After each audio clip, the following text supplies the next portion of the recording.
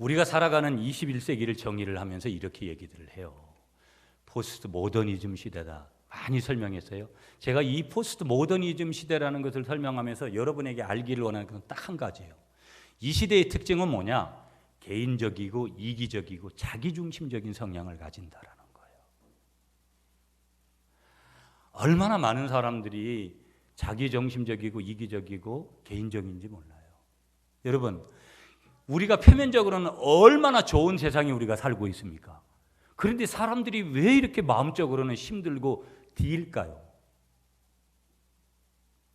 여러 가지 요인이 있지만 한 가지로 집약하다 보면 사방에서 끌어당기는 거예요. 그 땡김이 뭐냐면 서로 자기중심적으로 자기 이익만을 취하겠다는 것이 팽배하다 보니까 결국은 그 팽배한 그 현상들이 우리가 굉장한 엄청난 긴장감이 오고 엄청난 아픔들이 거기서 우리에게 다가오는 거예요. 예수 믿는 우리들은 안 그럴까요? 어찌 보면 교회 안은 더 심해요. 그런 것들이. 안 그래야 되는데. 예수 믿는 우리들은 안 그래야 되는데 훨씬 그럴 때가 많은 거예요. 여러분, 지금도 나를 당기는 것이 뭘까요?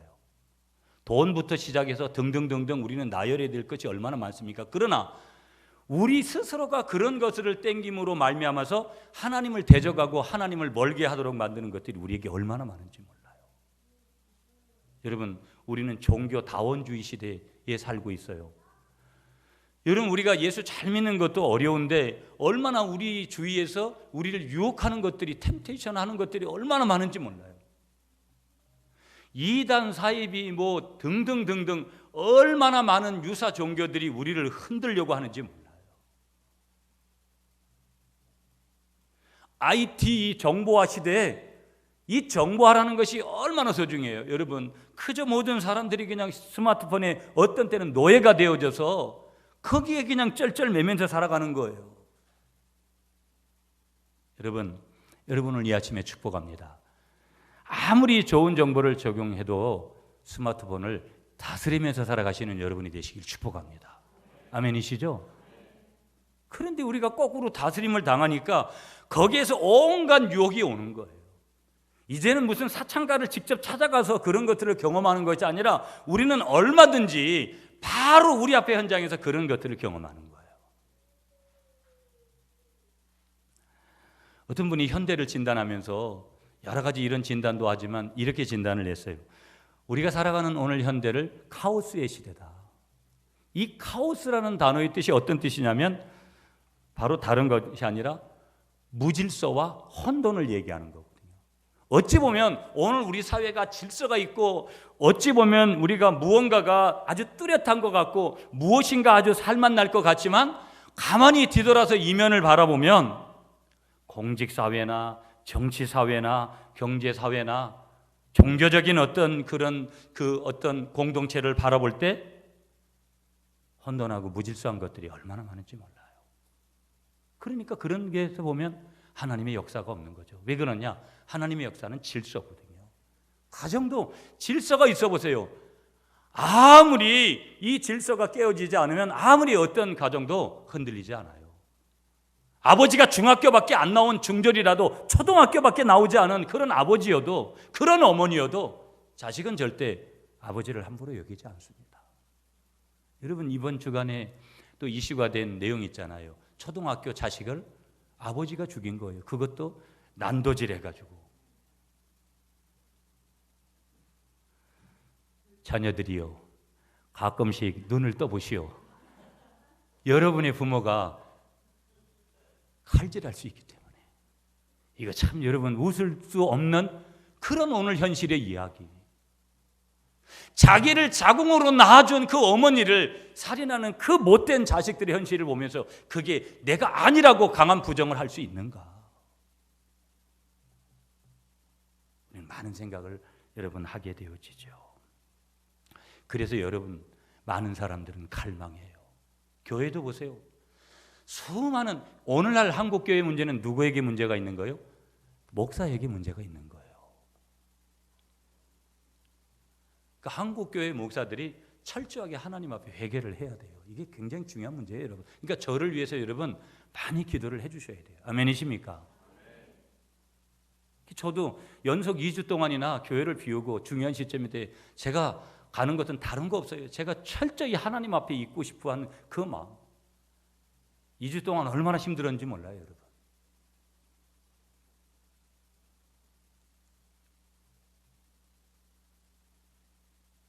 사람들이 뭘 갈망하는 줄 아세요? 교회 안에서뿐만 아니라 건강한 리더십을 갈망하는 거예요. 존 맥스웰 목사님은 이 리더십을 어떻게 정의를 했냐면 영향력이다. 건강한 영향력을 가진 리더들을 지금 갈망하는 거예요.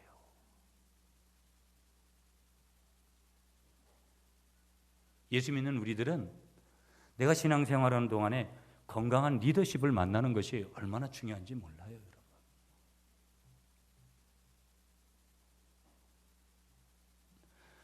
우리가 인생을 살아가면서 성공했다라는 진정한 성공의 잣대가 뭘까? 내가 돈을 많이 버는 거요? 중요해요.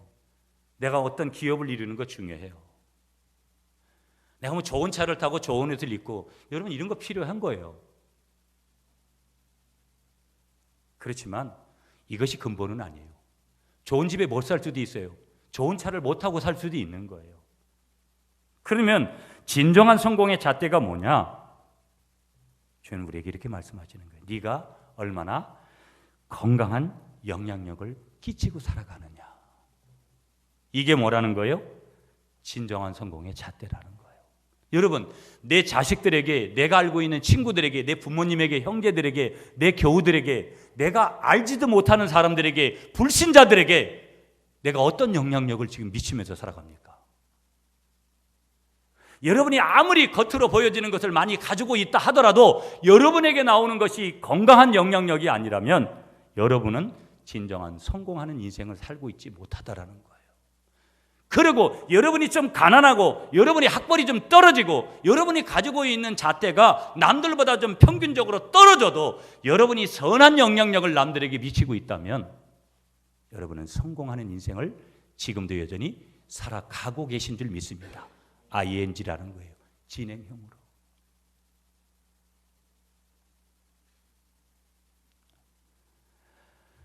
영향력 있는 그리스도인으로 살아가는 것이 오늘 우리 주님이 이 시대 21세기에 우리에게 원하는 거예요. 여러분, 건강한 영향력을 가정에서도 여러분이 알고 있는 모두에게도 미치시는, 그래서 주님이 인정하시는 그런 하나님의 사람이 되시는 여러분이 되시기를 간절히 축복하겠습니다. 아멘이시죠? 그래서 오늘 이 아침에 질문해 보자라는 거예요. 무엇이 이 땅에서 성공하는 삶이겠느냐? 정말 무엇이 우리가 이 땅에서 살아가는 삶의 성공인가?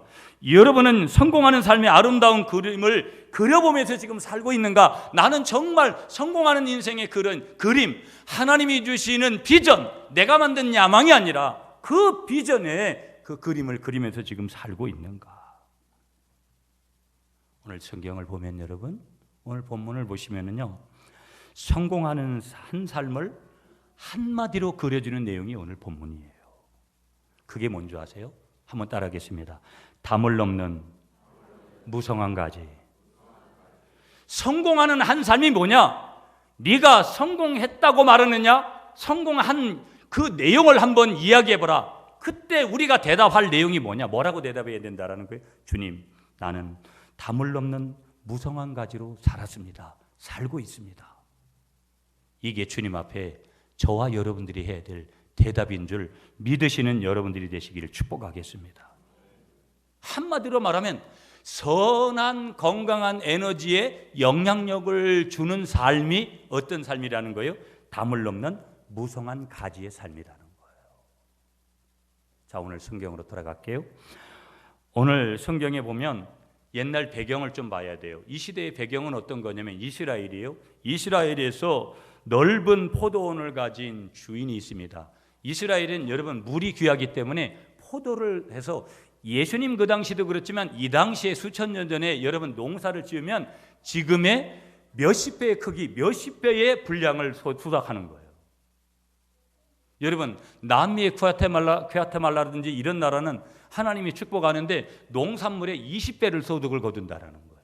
제가 영천에서 사역할 때 보니까 여러분, 이 포도 농사는 지금은 어떤지 모르겠는데 벼농사의 10배가 나온다는 거예요.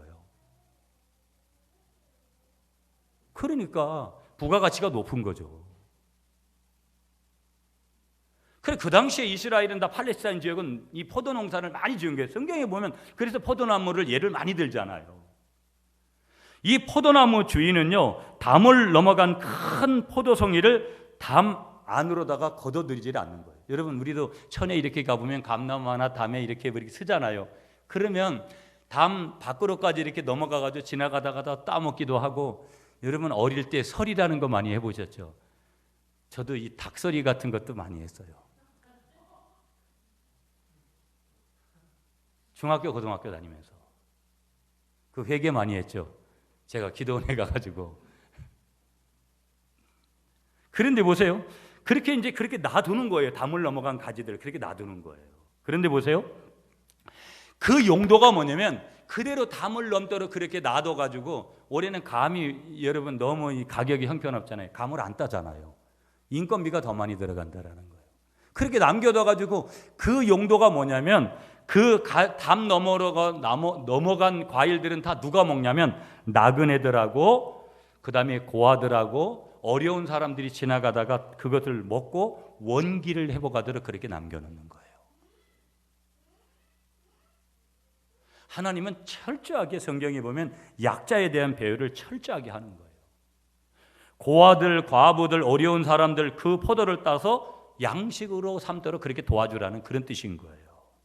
그런데 오늘 본문에 요셉이라는 한 인물을 말하면서 뭐라고 표현하냐면 오늘 본문의 22절에 요셉은 담을 넘는 무성한 가지라 그렇게 축복을 하고 있어요. 그렇게 축복을 지금 하고 있어요.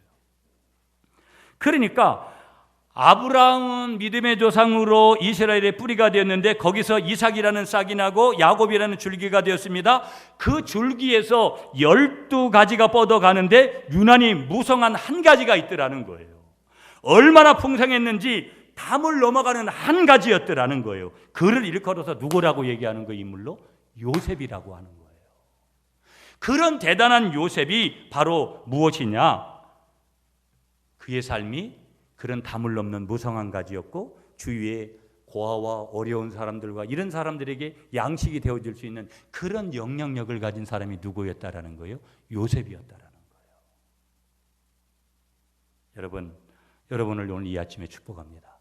여러분이 요셉과 같이 담을 넘는 무성한 가지가 되어지시는 축복이 있으시기를 한 번 더 축복하겠습니다. 담을 넘는 무성한 가지가 된다라는 거. 여러분, 이런 분들이 교회에 많아 보세요. 교회는 그냥 은혜스럽지 말라 그래도 은혜스러운 거예요. 이런 분들이 직장 동료라고 생각해 보세요. 이런 분들이 개모임의 멤버라고 생각해 보세요. 이런 분들이 내 가족이라고 생각해 보세요. 이런 분들이 내 자식이고 이런 분들이 내 형제고 이런 분들이 내 부모라고 한번 생각해 보세요. 감사가 저절로 나오지 않겠어요? 감사가 저절로 나올 수밖에 없는 것이죠. 저와 여러분 한 분 한 분이 은혜를 받고 복을 받음으로 말미암아 여러분이 받았던, 제가 받았던, 우리 모두가 얻었던 그 복이 여러분의 가정, 여러분의 직장, 여러분의 사업, 우리가 섬기는 교회 구석구석 여러분의 자녀들에게까지 나눠주시기를 다시 한번 축복하겠습니다. 저와 여러분들이 어디를 가든지, 우리가 어디를 가든지, 우리가 어디를 들어가든지 무성한 가지가 되어져서 내가 먼저 받는 그 복을, 그 복 때문에 그 복으로 말미암아서 내가 머무는 그곳이 복을 받는 역사가 일어나기를 다시 한번 축복하겠습니다. 나로 인하여서, 나 때문에 내가 복의 통로가 되어져서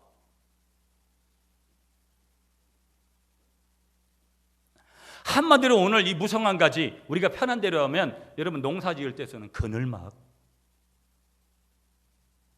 그 한여름의 그늘막이라는 것이 여러분 얼마나 필요한지 모르는 거예요. 그늘막이 머무는 것. 내가 그 머무는 그곳에 나로 인하여 복을 받게 되어지는, 내가 복의 통로가 되어지는 거. 요셉이 복의 어떤 통로가 되어졌냐? 25절에 나와 있어요. 여러분, 자 25절을 읽겠습니다. 25절 시작.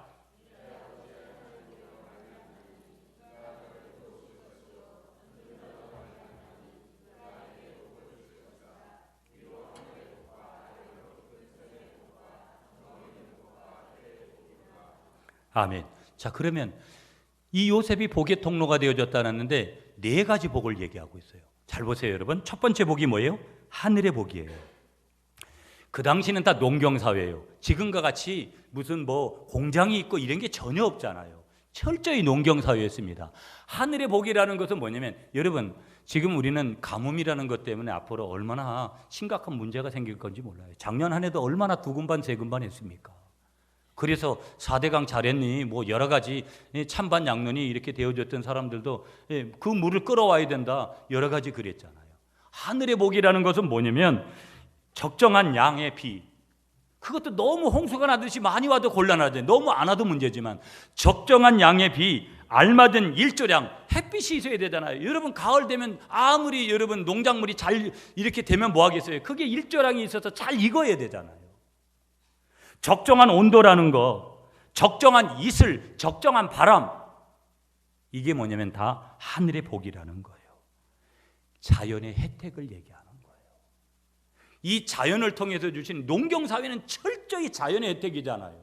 바람 한 번만 잘못 불어도 1년 농사가 끝장나는 거예요. 온도가 너무 높아도, 온도가 너무 낮아도 이 한 해 농사가 끝장나는 거예요. 이른 비와 늦은 비를 주시는 하나님의 은혜, 그 복이 뭐라는 거예요? 하늘의 복인 줄 믿습니다. 이 복이 누구에게 임한 거예요? 요셉에게 임하고 요셉을 통해서 다른 사람에게 전해지는 거예요. 이 복이 나를 통해서 다른 사람에게 전해지시길 축복합니다. 두 번째 복이 뭐예요? 깊은 샘의 복, 원천의 복이라고 해요. 예전의 개혁판은 원천이라고 번역했어요. 깊은 샘의 복. 그러니까 이거는 뭐예요? 샘, 지하수 아시잖아요, 여러분. 여러분, 물이 귀할 때는 끊임없이 파내려 가잖아요. 파내려 갔는데도 물이 없는 거예요. 깊은 샘의 물이라는 거, 여러분 지하수를 드셔보시죠. 지하수는 다른 물하고 또 달라요. 우물물하고 또 다른 거예요. 물맛이. 가장 깊은 곳에서 올려지는 그런 복, 가장 귀한 복을 얘기하는 것이죠. 그게 바로 뭐냐? 깊은 샘의 복이라는 거예요. 세 번째 복이 뭐예요, 여러분? 젖 먹이는 복. 여러분, 저희 아이들 3명은 서젖만 먹였어요. 아니, 저희 집 사람이 젖이 안 나오는 거예요. 참, 우리 애들한테 참 미안하죠. 엄마의 젖을 먹는 거, 이게 얼마나 큰 복인지 몰라요, 여러분. 옛날에 분육 공장이 어디 있어요, 여러분? 그러면 내 엄마의 젖이 안 나오면 동양젖을 뭐 해서 먹였잖아요. 남의 엄마의. 그 복을 얘기하는 거예요, 여러분. 그러니까 여러분, 자식은 자기 어머니의 엄마의 유방을 통해서 젖을 먹는 게 얼마나 큰 복인지 몰라요. 여기에서 수많은 알지 못하는 이면의 교육이 여기에 다 있다고 그러잖아요. 네 번째 복이 뭐예요? 태의 복이에요. 이게 뭔지 아세요? 다산의 복이에요. 그러니까 요즘 사람들은 아이들을 많이 안 낳잖아요. 이게 무슨 복인지를 모르는 거예요. 여러분, 이미 실패한 분들은 어쩔 수 없고요. 총각 여러분들, 처녀 여러분들, 다산의 복을 누리시기 바랍니다. 최소 우리 교회 청년들은 10명 이상 나시기 바랍니다. 이 무식한 게 아니에요, 여러분. 무식한 게 아니라고요. 이 복을 요셉이 받고, 이 복을 요셉을 통해서 누구에게 전해진 거예요? 주위 사람들에게 전해진 거예요. 이 복을 받고 이 복을 전하는 여러분이 되시길 간절히 축복하겠습니다. 요셉은 무성한 가지라 샘 곁에 무성한 가지라고 그렇게 말씀하는 거예요. 샘 곁에, 이게 중요해요. 샘 곁에. 여러분, 깊은 샘에 있으면, 여러분 한여름이 돼도 물이 마르지 않는 샘이 있잖아요. 우리 고향 어디 가면 그런 물이 있다 딱 떠오르잖아요. 이 샘은 뭐냐면 예수 믿는 사람들에게는 예수 그리스도예요. 내가 예수 그리스도 안에 깊이 박혀 있으면 어떤 기갈도, 어떤 기갈의 상태가 와도 날마다 해갈의 역사가 은혜 가운데 주어지는 줄 믿습니다. 그러니까 요셉이 왜 그렇게 어려운 가운데서도 승리할 수 있느냐? 그는 하나님의 사람이에요. 늘 성경을 보면 우리는 그걸 알 수 있는 거예요. 오직 예수, 오직 주님, 오직 은혜 안에 있었던 사람이 누구냐? 요셉이라는 거예요. 흔들림이 없어요. 여자가 와서 흔들어도 절대 넘어가지 않는 거예요. 그런데 보세요. 22절을 보세요. 22절 말씀 읽겠습니다. 시작.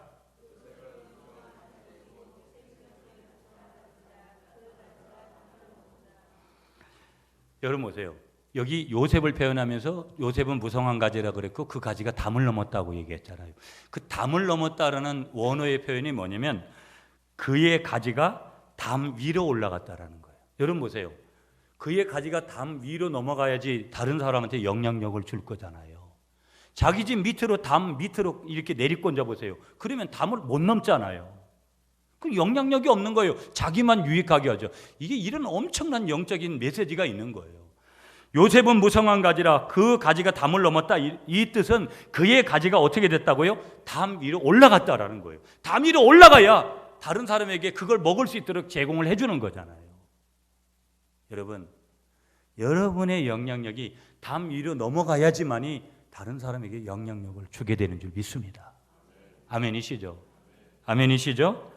그러므로 오늘 우리가 번아웃되어 있는 사람들이 얼마나 많습니까? 내가 그들에게 뭘 줄까? 어떤 말을 해줄까? 깊은 샘에 예수 그리스도 안에서 나오는 그런 복음의 능력 가운데 있는 그런 말을 전하심으로 말미암아서 무성한 가지 속에 담을 밀어넘는 그런 말씀이 되어져서 주위 사람들에게 큰 영향력을 미치시는 영향력을 미치시는 여러분들이 되시기를 한 번 더 축복하겠습니다. 자, 다시 성경으로 가보면서요. 그렇다면 우리는 무성한 가지로 그렇게 자라가고 있는가를 질문을 한 번 더 해봐야 돼요. 나는 그런 가지인가? 다시 성경으로 돌아보면서 그렇게 하기 위해서는 전제 하나가 있는 거예요. 그게 뭐냐면 한번 따라하겠습니다. 영향력은 미움을 받는다. 성경을 볼게요. 여러분, 요셉이 지금 미움받아요. 누구에게? 그것도 자기 형제들에게. 뭐 때문에 미움을 받습니까? 구약의 많은 사람들은요, 은혜를 받아서 성공하고 난 다음에 그렇게 반드시 그 뒤에는 뭐가 오냐면은 반드시 실수를 합니다. 여러분, 아브라함을 보세요. 애굽에 가서도요, 뭐 또 다른 데 가서도요, 자기 아내를 보고 갔다가 자기 누이라고 그러는 거예요. 그 아버지를 이삭이 똑같이 따라서 합니다. 아브라함만 그러냐면요, 노아도 그렇습니다. 이삭도 그렇습니다. 모세도 그렇습니다. 다윗도 다 뭐가 있다라는 거예요? 성공도 하지만 그들에게는 실수가 있더라는 거예요. 그런데 예수님은 완전한 분이듯이 예수님의 모형이 되는 사람이 누구냐면 이 요셉이에요. 이 요셉은요, 절대 그렇게 실수를 잘 하지 않아요. 여자가 와서 흔들어도 절대 거기에 넘어가지 않아요. 어떤 유혹이 와도 넘어가지 않은 거예요. 절대 넘어가지 않는 거예요. 여러분, 요셉이라는 인물을 한번 성경적으로 보시면은요, 이 12아들 중에서 11번째 아들로 태어났습니다. 사랑받는 야곱의 사랑받는 아내 라헬에게서 어머니가 라헬입니다. 그는 특별히 귀염을 받아가지고 아버지 야곱이 항상 그에게 채색옷을 입혀줍니다. 특별히 그에게 사랑을 아버지나 어머니나 베풀었는데요, 부모의 사랑을 독차지하면서 살았던 그 사람, 그 부모님의 사랑만 독차지했냐면 하나님의 사랑을 특별히 한 몸에 받았던 사람이 인물이 누구냐면 이 요셉입니다. 요셉이에요. 근데 보세요. 그 사랑받는 것 때문에 형제들에게 미움을 받고 시기 질투를 사게 되는 거예요. 여러분, 교회에서도 잘하면 때로는 시기의 대상이 될 수도 있어요. 하나님의 일을 잘하면 시기의 대상이 될 수 있어요. 왜? 인간에게는 본능적으로 다 뭐가 있어요? 시기심이라는 게 있어요. 원죄 속에 숨겨져 있는. 사회에서 내가 뛰어난 사람이 되어지면 그 시기를 받아요. 더더군다나 우리가 예수를 믿고 하나님의 방법대로 살아가는 사람에게 반드시 와야 되는 전제 조건이 뭐냐? 시기예요. 내가 신앙생활 잘하고 있다. 반드시 시기와 미움이라는 것들이, 여러분 우리가 예전에 이 예수 믿을 때 첫걸음을 떼는 사람들의 그 핍박과 미움의 그런 얘기들을 많이 듣게 되잖아요.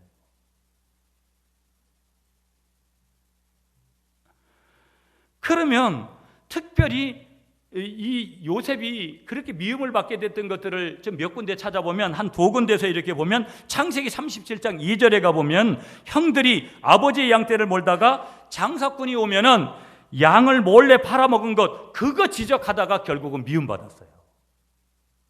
그러니까 여러분, 남에게 바른 길을 참 이렇게 안내한다는 거, 남을 가르친다는 건 참 어려워요. 왜? 반발을 딱 받으니까. 네가 뭔데?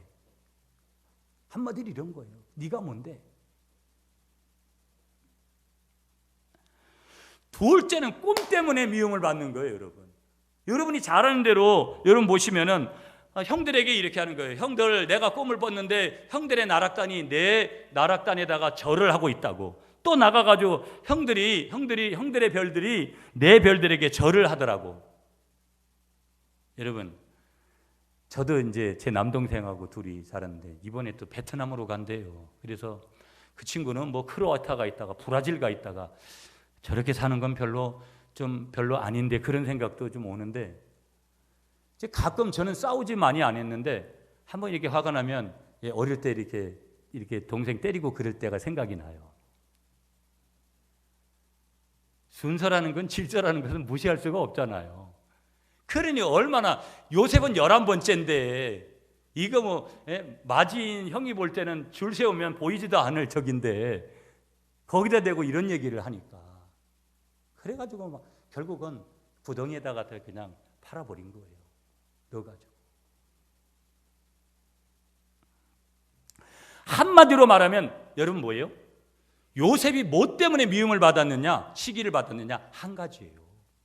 한번 따라하겠습니다. 요셉은 정직했기 때문에 미움을 받았습니다. 아멘이십니까? 이런 미움을 받아야죠. 오늘 우리 사회가 정직을 잃어버렸잖아요. 내가 이렇게 정직하고 미움을 받는 건 그건 당연한 거고, 그건 당연히 그걸 우리가 당연하게 여겨야 되는 것이죠. 요셉은 다른 것 때문에 미움받은 것이 아니라 정직했기 때문에 우리가 고난을 받게 되어졌다는. 다르지 말하면 이 요셉의 고난은 한마디로 말하면 하나님이 인정하시는 고난이고 자랑스러운 고난이었다라는 거예요. 아멘이십니까? 아멘이십니까? 시험이 왔을 때 우리가 정직하게 우리가 인내하면서 가는 거, 이게 얼마나 중요한지 모른다라는 거예요. 똑같은 시험을 받아도 내가 인간적으로 할 거 다 하고 그렇게 받는다면 의미가 상실되잖아요. 그러면서 요셉은요, 우리가 성경적인 전반적인 부분들을 보면 이 시련의 웅덩이에 머물러 주저앉아 있는 존재가 아니었어요. 대응적인 존재가 아니고 주도적인 존재였어요.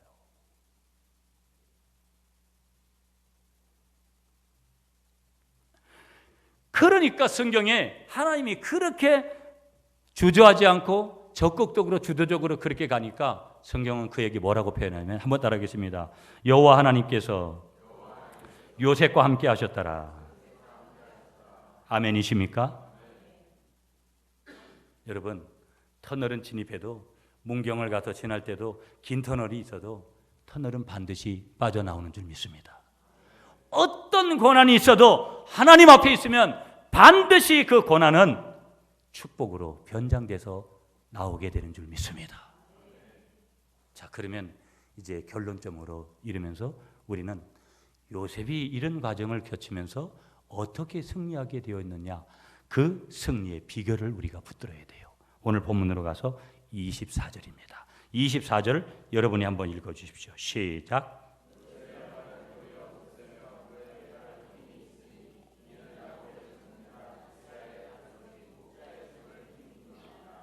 아멘. 첫 번째 승리의 비결이 뭐냐? 전능자의 손길이 있었다라는 거예요. 아멘이십니까?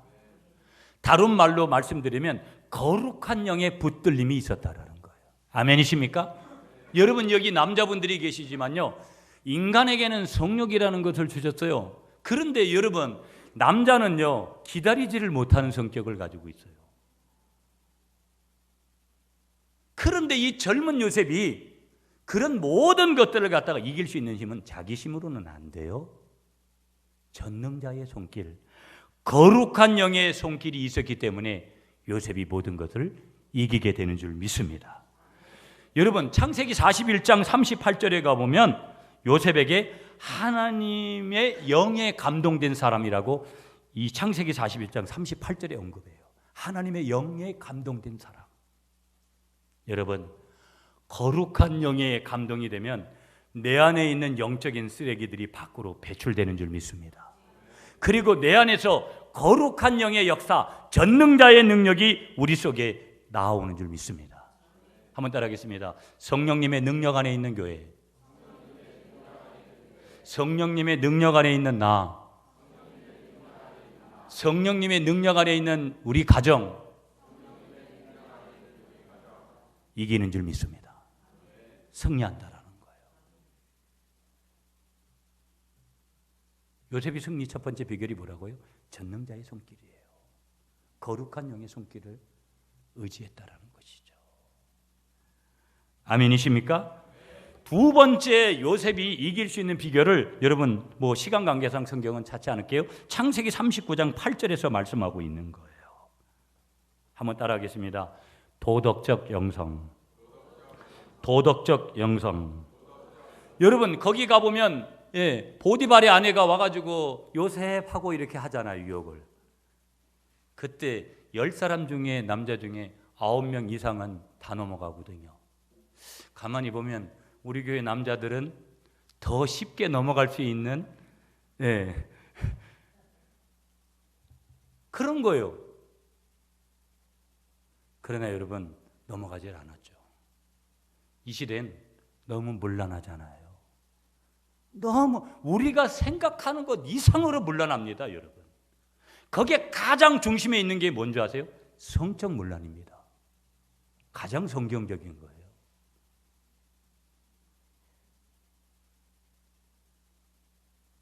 기독교의 영성은 그래서 내가 영성이 있다? 나 하루에 몇 시간 기도합니다. 성경 몇 터 읽습니다. 그것이 우선이 아니에요. 기독교의 영성은 얼마나 사람됨이냐, 도덕적인 영성을 얘기하는 거예요. 얼마나 정직하냐, 바르냐, 인간다우냐, 하나님의 형상, 이마고대의 그 하나님의 형상이 회복된 모습을 보이느냐, 이 사람이 하나님의 사람이라는 거예요. 요셉은 그런 사람이었다라는 거예요. 도덕적인 강력한 영성을 가지고 요셉이 승리한 줄 믿으시는 여러분이 되시기를 간절히 축복하겠습니다. 아멘이시죠? 아멘이시죠? 세 번째 우리가 그 승리의 비결을 창세기 39장 9절에서 말씀하고 있어요. 한번 따라하겠습니다. 코람데오. 내가 어찌 큰 악을 행하여 하나님께 득죄하리이까? 우리가 어떤 유혹이 올 때도 내가 어찌 이런 일을 저질러서 우리 하나님 아버지 앞에 죄를 짓겠는가? 이 고백이 얼마나 중요한지 몰라요. 무엇을 먹고 싶고 무엇을 하고 싶어도 내가 하나님 앞에 이건 죄 짓는 것이기 때문에 못한다. 이 입술의 시인이 요셉이 승리할 수 있는 비결이에요. 그리고 막 여자가 옷을 벗기려고 하는데도 그걸 갖다 뿌리치고 도망을 가잖아요. 한번 따라하겠습니다. 코람데오. 결론을 갈게요. 이제 요셉은 무성한 가지라 샘 곁에 무성한 가지라 그 가지가 담을 넘었도다. 요셉은 여러분 일생에 그가 가는 곳곳마다 들어가는 곳마다 만나는 사람마다 뭘 주었느냐?